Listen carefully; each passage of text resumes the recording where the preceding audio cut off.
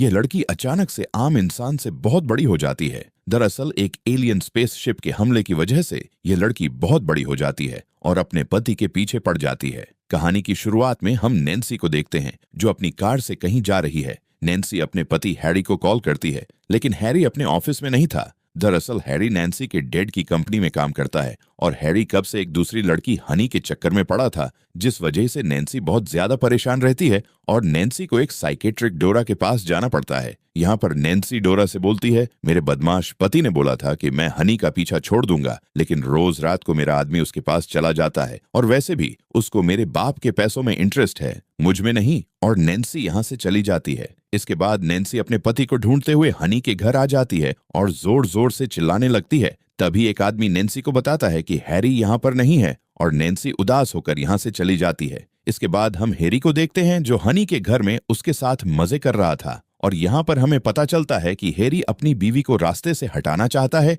और उसके बाप के पैसों से हनी के साथ मौज मस्ती करना चाहता है। इधर नैन्सी अपने घर जा रही थी, तभी रास्ते में नैन्सी के सामने अचानक से एक एलियन स्पेसशिप आ जाती है। नैन्सी स्पेसशिप देखकर यहाँ से भागने की कोशिश करती है, तभी स्पेसशिप से एक रोशनी सीधे नैन्सी पर पड़ती है, लेकिन मौका रहते नैन्सी यहाँ से भाग जाती है। इसके बाद नैन्सी फिर से हनी के घर आती है और हैरी को आवाज लगाने लगती है। तभी यहाँ पर दो शरीफ आ जाते हैं, तो नैन्सी इनको बताती है कि मैंने हाईवे पर एक बहुत बड़ी एलियन स्पेसशिप देखी है। इसके बाद एक शरीफ हैरी के पास जाती है और बोलती है कि तुम्हारी बीवी ने एक एलियन स्पेसशिप देखी है। इसके बाद शरीफ नैन्सी को उस जगह पर लेकर जाता है जहां पर वह स्पेसशिप देखी गई थी, लेकिन यहाँ पर कोई भी स्पेसशिप नहीं दिखाई दे रही थी। और तभी यहाँ पर नैन्सी का डेड बॉब आ जाता है। इसके बाद बॉब नैन्सी को लेकर यहाँ से निकल जाता है और नैन्सी से बोलता है कि ऐसी फालतू बातें करके लोगों के सामने मेरी इज्जत कम मत कराओ। तो नैन्सी बोलती है कि मैंने सच में एक एलियन स्पेसशिप देखी थी, लेकिन बॉब नैन्सी की कोई बात नहीं सुनता है। इसके बाद रात को नैन्सी हैरी से मिलती है और नैन्सी हैरी को एलियन स्पेसशिप वाली बात बताती है और हैरी नैन्सी की बात पर भरोसा कर लेता है। तभी नैन्सी बोलती है कि वैसे भी तुम्हें मेरी कोई चिंता नहीं है, क्योंकि तुम तो हनी का बिस्तर गर्म करते हो। तो हैरी बोलता है कि मैं हनी से कभी नहीं मिलूंगा।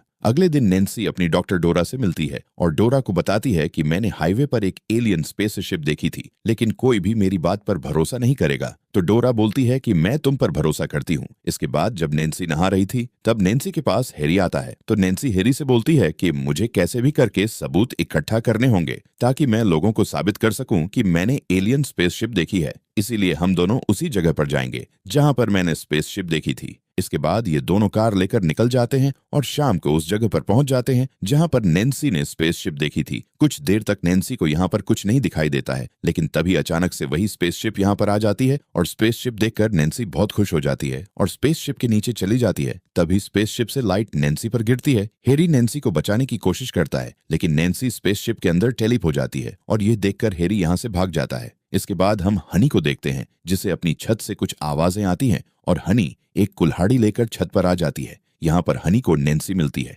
हनी नैन्सी से पूछती है कि आखिर तुम यहाँ कैसे आई? तो नैन्सी आसमान में इशारा करती है और बेहोश हो जाती है। कुछ देर बाद नैन्सी को घर लाया जाता है और डॉक्टर डोरा बताती है कि नैन्सी बिल्कुल ठीक है। तभी यहाँ पर नैन्सी आ जाती है और बोलती है कि मैं पागल नहीं हूँ, आप सभी को मेरी बात पर भरोसा करना होगा। लेकिन यहाँ पर हैरी और बॉब नैन्सी की माँ के बारे में उल्टा सीधा बोलने लग जाते हैं, जिस वजह से नैन्सी को बहुत गुस्सा आता है और अचानक से नैन्सी के कपड़े फटने लगते हैं और नैन्सी नॉर्मल इंसान से बहुत बड़ी हो जाती है। अगले दिन हैरी विक्टर नाम के डॉक्टर को आता है ताकि वह नैन्सी का चेकअप कर सके। इसके बाद डोरा विक्टर को नैन्सी के पास लेकर जाती है। यहाँ पर डोरा विक्टर को बताती है कि नैन्सी का आकार बढ़ गया है, लेकिन ये बिल्कुल नॉर्मल है। इसके बाद विक्टर नैन्सी को अपनी लैब में चलने के लिए बोलता है ताकि हम तुम पर अच्छे से नजर रख सके, लेकिन नैन्सी विक्टर को मना कर देती है। इसके बाद रात को नैन्सी से मिलने इसके डैड आते हैं और बोलते हैं कि तुम्हें अंदर जाकर आराम करना चाहिए। तो नैन्सी बोलती है, मैं बिल्कुल ठीक हूँ, बस आसमान में देखकर आराम कर रही हूँ। आगे नैन्सी बोलती है, क्या आप मुझे पहले जैसा बना सकते हैं? तो बॉब बोलता है, डॉक्टर इसी चीज पर काम कर रहे हैं। इसके बाद नैन्सी स्विमिंग पूल में नहाने लगती है। तभी नैन्सी के पास हैरी आता है और पूछता है, क्या तुम ठीक हो? तो नैन्सी बोलती है, मैं बिल्कुल ठीक हूँ, बस मेरा दिल कभी कभी तेजी से धड़कने लगता है। इसके बाद जब हैरी यहाँ से जाने लगता है तो नैन्सी हैरी को कल डिनर पर इनवाइट करती है और हैरी मान जाता है। अगले दिन नैन्सी से मिलने डोरा आती है तो नैन्सी डोरा को बताती है कि आज रात मैंने हैरी को डिनर पर बुलाया है। काश मैं पहले जैसी होती। ये बात सुनकर डोरा को अच्छा लगता है। इसके बाद विक्टर डोरा और नैन्सी को बाहर बुलाता है और हम देखते हैं कि विक्टर के हाथ में एक बहुत बड़ा इंजेक्शन था। इसके बाद नैन्सी बाहर आती है और विक्टर से इंजेक्शन के बारे में पूछती है, तो विक्टर बताता है कि इसमें कुछ विटामिन और खनिज पदार्थ है। तभी डोरा बोलती है कि नैन्सी को इसकी कोई जरूरत नहीं है, तो विक्टर बोलता है कि मेरे पास नैन्सी के पति की परमिशन है और तुम्हारे पिता की भी। तो नैन्सी बोलती है मेरी परमिशन का क्या, और नैन्सी इंजेक्शन छीन लेती है और विक्टर को डराने लगती है। इसके बाद नैन्सी इंजेक्शन फेंक देती है और यहाँ से चली जाती है। इसके बाद रात को हैरी नैन्सी के पास आता है और ये दोनों बैठकर डिनर करने लगते हैं। यहाँ पर नैन्सी हैरी से पूछती है कि आखिरी बार हमने कब ऐसे डिनर किया था, तो हैरी बोलता है हमने कई बार अकेले ऐसे डिनर किया है। आगे नैन्सी हैरी से बोलती है क्या तुमने गुलिवर की यात्रा के बारे में सुना है, तो हैरी बोलता है मैंने इसकी बुक पढ़ी थी। तो नैन्सी बोलती है कि मैंने अपने आप को गुलिवर के रूप में सोचना शुरू कर दिया है और अब सभी लोग मुझे छोटे छोटे खिलौने लगते हैं, और नैन्सी बहुत सारी बातें करती हैं। तभी हैरी बोलता है तुम पागल हो चुकी हो और वैसे भी तुम एक बहुत बड़ी गलती हो। ये बात सुनकर नैन्सी को बहुत गुस्सा आता है और नैन्सी गाड़ी उठाकर फेंक देती है। इसके बाद हैरी बोलता है कि तुमसे तो बेहतर हनी है, दिखने में भी और बिस्तर पर भी, और यह दोनों लड़ने लग जाते हैं, जिस वजह से नैन्सी को बहुत ज्यादा गुस्सा आता है और तभी नैन्सी बेहोश होकर गिर जाती है। इसके बाद हम बॉब को देखते हैं जो अपने प्रोजेक्ट पर बिजी था और इसे नैन्सी की जरा भी फिक्र नहीं थी। इधर हैरी हनी के साथ मजे कर रहा था और हनी हैरी के लिए मुजरा कर रही थी। कुछ देर बाद नैन्सी को होश आ जाता है और नैन्सी अपने आदमी हैरी को ढूंढते हुए शहर की तरफ आ जाती है। तभी रास्ते में नैन्सी को डोरा और शेरिफ मिलते हैं। नैन्सी इनसे हैरी का पता पूछती है तो डोरा नैन्सी को शहर की तरफ जाने से मना करती है, लेकिन नैन्सी यहाँ से निकल जाती है और सीधे हनी के घर आ जाती है। इसके बाद हनी गन उठा लेती है, लेकिन नैन्सी छत तोड़कर हनी की गन को फेंक देती है। यह देखकर हैरी यहाँ से भागने लगता है, लेकिन नैन्सी कार उठाकर हैरी को बाहर निकालती है और हैरी को लेकर यहाँ से भागने लगती है। कुछ दूर जाने के बाद नैन्सी के इलेक्ट्रिक वायर आ जाते हैं, जिस वजह से नैन्सी रुक जाती है